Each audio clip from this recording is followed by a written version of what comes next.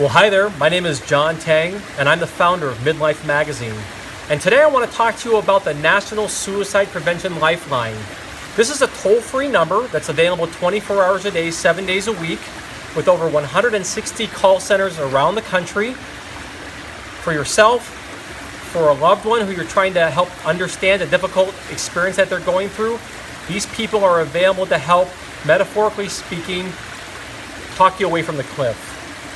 You know, when I was in college, I had a prolonged illness that lasted over 4 years. And for most of the time, the doctors didn't even know how to help me. It was a matter of survival for me to continue pushing through school and trying to find a solution to this illness. For much of that time, I was able to persevere and to keep standing up after falling down. Really, it was a very, very dark period of my life. But I got to a point where I just didn't want to stand up again anymore. I just was so tired and so frustrated, feeling as if there was no hope, no remedy for my illness, that I wanted to commit suicide. I felt that desperate. Unfortunately, I was able to get through that experience and find a solution to the problem and to move on. But as I look back now that I've discovered the National Suicide Prevention Lifeline, I just realized that that whole dark phase of my life would have been so much easier to have gone through, knowing that I could have had someone to talk to confide in anonymously. So I highly endorse this organization for you, for your loved ones, whether you need it now or whether you think you're going to need it in the future. Boy, I tell you, this midlife experience now, my life is so much more complex than it ever was during the college years. By day, working as a civil engineer, building Midlife Magazine. I've been married for 13 years to a beautiful, wonderful woman. We have 4 small children together, aged 10, 8, 5, and 3, and 2 years old. It takes a lot of time, a lot of energy. I'm involved in my community. I have a leadership position in my church, trying to maintain friendships. There's just so many hours in the day.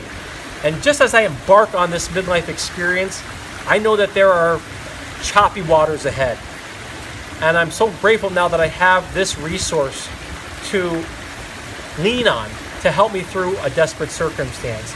My personal opinion, having gone through a true feeling of suicide, wanting to give up, it's the most desperate, dark portion of that experience is fleeting.